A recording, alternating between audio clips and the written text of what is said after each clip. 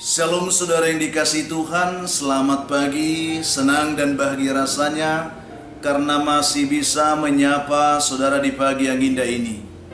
Doa dan harapan saya bahwa saudara semua dalam keadaan baik, dalam keadaan sehat, dan penuh dengan sukacita diberkati Tuhan untuk sepanjang hari ini. Saudara yang dikasihi Tuhan, kita kembali bersyukur karena kita dapat menikmati hari baru dari Tuhan, tentu juga dengan berkat-berkat Tuhan yang baru yang Tuhan sudah siapkan bagi masing-masing kita hari ini. Namun sebelumnya saudara, mari kita merendahkan diri, kita memohon kekuatan juga tuntunan Tuhan untuk melangkah bersama dengan Tuhan di sepanjang hari ini. Mari kita merendahkan diri berdoa.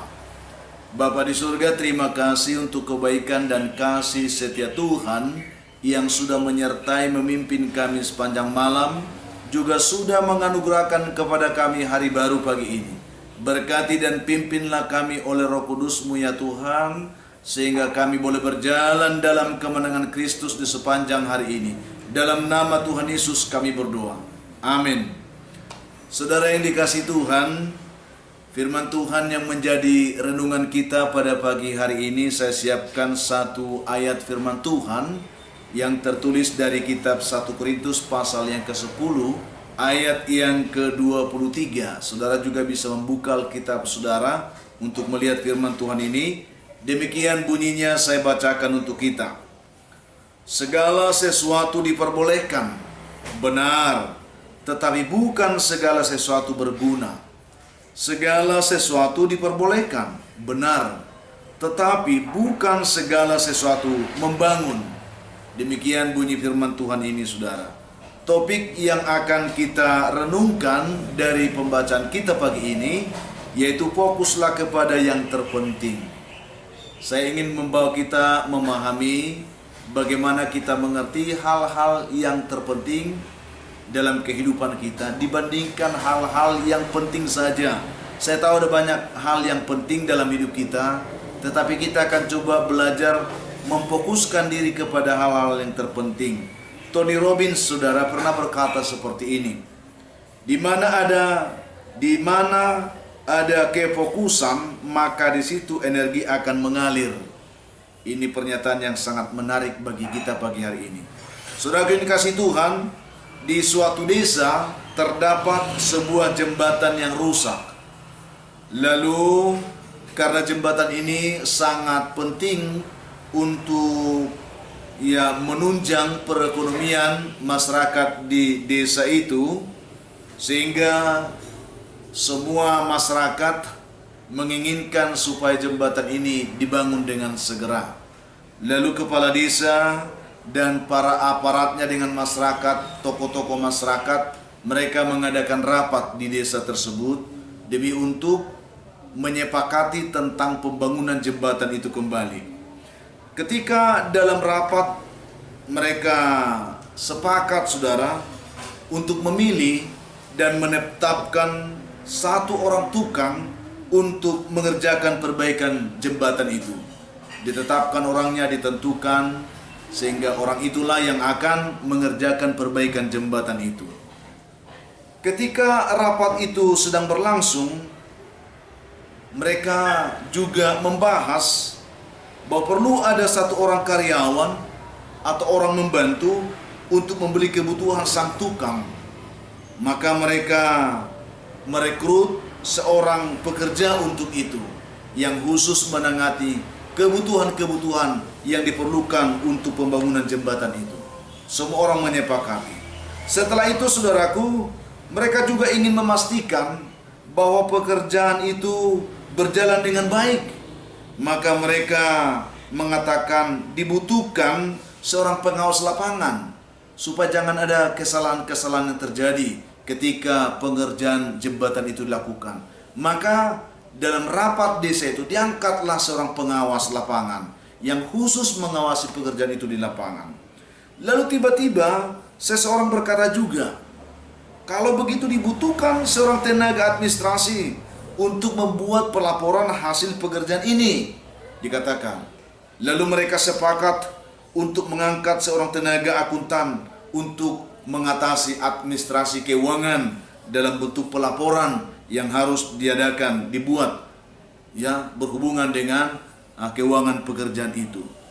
Lalu saudaraku yang dikasihi Tuhan, setelah itu berkembang lagi supaya hasil pelaporan keuangan ini bisa lebih baik, maka mereka katakan perlu auditor untuk mengawasi keuangan proyek ini.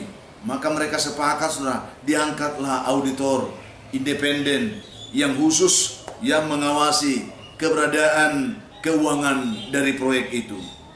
Lalu sekarang karena jumlah timnya cukup banyak, ternyata pekerja sudah banyak, mereka juga menyepakati perlu ada ya paling tidak manajer dari pekerjaan ini yang bisa mengatur semua jalannya pekerjaan.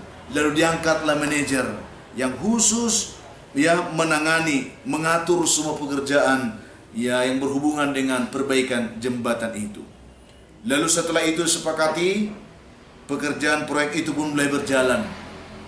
Tetapi ternyata saudara, setelah pekerjaan dilakukan baru beberapa minggu, ternyata biaya yang dibutuhkan membengkak lebih daripada anggaran yang sudah ditetapkan oleh desa, sehingga tidak cukup lagi untuk membiayai semua yang sudah diprogramkan itu. Sehingga mereka mengadakan rapat di desa untuk mengurangi personil dari tim yang bekerja dalam perbaikan jembatan itu. Sehingga mereka sepakat bahwa mereka harus memecat sang tukang ini demi untuk mengurangi biaya proyek perbaikan jembatan itu. Itulah kesepakatan mereka. Setelah mereka melihat bahwa tidak cukup biaya lagi karena banyaknya personil, mereka menyepakati bahwa mereka akan memberhentikan memecat tukang itu karena demi untuk mengurangi biaya pengerjaan proyek tersebut. Saudara yang dikasihi Tuhan, mungkin kita terdiam sejenak untuk mendengarkan kisah ini, ya, atau mungkin kita akan tertawa dan bisa bertanya-tanya dalam hati, kalau tukangnya sudah diberhentikan, kalau tukangnya sudah dipecat, lalu bagaimana keberlangsungan perbaikan jembatan yang diharapkan oleh masyarakat itu? Ya, siapa yang mengerjakannya? Ini persoalan, saudaraku. Ini pergumulan yang sering terjadi dalam kehidupan kita. Memang upah tukang itu besar, saudara. Tetapi bukan berarti karena upah tukang besar, maka ketika ada pengurangan pekerjaan, maka tukang yang harus dipecat atau diberhentikan. Lalu siapa yang akan mengerjakan pekerjaan itu? Ini yang menjadi sebuah perenungan bagi kita saat ini. Saudara yang dikasihi Tuhan Yesus Kristus, cerita ini hanya sebuah kisah yang kiranya dapat membuka pikiran kita bahwa betapa sering kita berperilaku seperti ini, mengutamakan hal-hal penting dari hal-hal yang terpenting, sehingga oleh karena kita terfokus kepada hal-hal terpenting, yang penting-penting, yang biasa-biasa, kita melupakan hal-hal yang terpenting dari segala sesuatu yang ingin kita capai. Kita sering membuat hal-hal sepele menjadi serius, tetapi hal yang serius itu disepelekan. Mari saudaraku yang dikasihi Tuhan, lewat renungan kita pada saat ini, terlebih lewat firman Tuhan yang telah kita baca ini, kita sedang belajar tentang prinsip bagaimana memprioritaskan hal-hal terpenting dari hidup ini. Firman Tuhan katakan, segala sesuatu diperbolehkan. Itu benar. Ada banyak hal yang bisa kita lakukan. Ada banyak hal yang bisa diperbolehkan. Ada banyak hal yang penting dalam hidup kita. Itu benar. Tetapi bukan segala sesuatu itu berguna. Itu. Segala sesuatu diperbolehkan. Benar. Tetapi bukan segala sesuatu itu membangun. Bukan segala sesuatu berguna. Itu yang kita harapkan. Kita perlu melihat mana yang terpenting dari hal penting ini. Mari kita belajar dari kebenaran ini. Kadang-kadang kita suka terjerumus dengan hal-hal yang sepele, yang tidak terlalu penting dalam hidup ini, sehingga kita kehilangan nilai yang sesungguhnya dari apa yang hendak kita capai, dari apa yang hendak kita harapkan dalam hidup ini. Untuk itu saudaraku yang dikasihi Tuhan, kita harus mampu memisahkan mana yang benar-benar penting sebagai sesuatu yang harus kita prioritaskan, ya.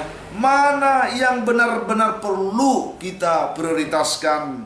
Jangan sampai kita hanya sibuk dengan embel-embel yang tidak terlalu penting. Akhirnya kita lupa mengetahui apa yang sebenarnya kita butuhkan dalam kehidupan ini. Mari saudaraku, dalam menjalani kehidupan ini kita perlu bijak, kita perlu berhikmat, kita perlu memahami bagaimana seharusnya kita harus memanage kehidupan kita, supaya apapun yang kita harapkan kita bisa capai dengan baik dan dengan maksimal. Itu yang perlu kita renungkan pada pagi hari ini. Segala sesuatu itu ya diperbolehkan, benar, tetapi tidak semuanya itu berguna, saudara. Tidak semuanya itu membangun. Kita lihat mana yang perlu, mana yang mendukung, mana yang membangun diri kita. Itulah yang kita prioritaskan dalam kehidupan ini. Itu yang saya bagikan, saudara, supaya kita tidak salah kaprah menjalani hidup, sehingga kita seringkali hidup dalam penyesalan tidak berarti hanya karena cara kita menjalani hidup ini tidak seperti yang diharapkan oleh Tuhan. Tuhan juga menghendaki kita supaya mengerti bagaimana meletakkan skala prioritas dalam hidup kita, saudaraku. Mari kita belajar untuk itu. Lewat kebenaran ini, Tuhan akan menolong kita semuanya. Tuhan akan membantu kita untuk menangkap visi Tuhan dalam masing-masing kita dengan pemahaman-pemahaman yang sederhana yang Tuhan berikan di dalam kehidupan kita masing-masing. Kita berdoa, saudara. Bapa di surga, terima kasih untuk kebaikan-Mu, kasih-Mu, dan kesetiaan-Mu menyapa kami dengan renungan sederhana kami pagi ini. Kiranya Tuhan membantu sehingga kami boleh terinspirasi, boleh memahami, mengerti, dan boleh meletakkan hal yang terpenting dalam hidup kami, membuat skala prioritas dalam hidup kami menjalani kehidupan ini. Bantu setiap umat-Mu Tuhan, berkati setiap kami. Terima kasih, hamba doakan umat Tuhan yang lemah, kuatkan mereka. Yang berbeban berat, Tuhan berikan kelegaan. Yang sedang putus asa, Tuhan beri harapan. Yang sedang berduka, dihiburkan oleh Tuhan. Hamba juga doakan umat Tuhan pada pagi hari ini yang sedang dalam pergumulan sakit penyakit. Tuhan campur tangan menolong mereka, mengangkat dan memulihkan penyakit mereka dalam nama Tuhan. Yang mencari pekerjaan diberkati Tuhan, yang mengharapkan jodoh diberkati Tuhan, yang mengharapkan keturunan diberkati Tuhan. Hamba doakan anak-anak kami yang sedang bergumul dalam pendidikan, berkati juga mereka dengan pertolongan Tuhan. Mereka boleh berhasil menggapai segala impian cita-cita mereka melalui pendidikan mereka masing-masing. Hamba doakan juga anak-anak Tuhan yang bersuka cita hari ini karena mereka berulang tahun. Berkati mereka semuanya Tuhan.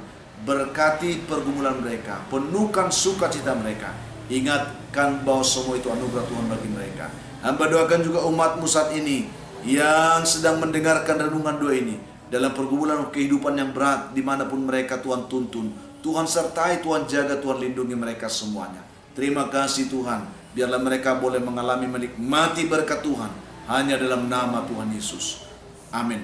Saudara yang dikasihi Tuhan, apapun keadaan hidup yang mungkin saudara hadapi di hari ini, saya hanya ingin tetap berkata, tetaplah semangat saudaraku. Tetap semangat. Jadilah kuat dalam Tuhan. Bersukacitalah senantiasa dan mengucap syukur atas segala sesuatu. Karena itu pasti kehendaki Tuhan dari kehidupan saudara. Kalau saudara mempunyai beban, pergumulan hidup yang berat, dan saudara memang rindu didoakan, hubungi kami saudara di nomor telepon yang tertera di layar saudara. Kami siap membantu mendukung saudara dalam doa. Itu komitmen kami. Bantu juga kami saudaraku untuk saudara membagikan renungan ini kepada yang lain, supaya ada banyak orang juga bisa menonton dan mereka boleh diberkati oleh Tuhan. Kalau saudara bisa bekerja sama dengan kami, mari kita kembangkan pelayanan ini saudara.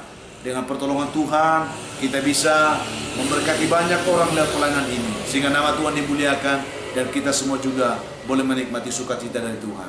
Akhirnya saya Pendeta Linti Demoran, Pendeta GKP Jemaat Khusus Horisan Medan menyampaikan, sampai jumpa di kesempatan lain saudaraku.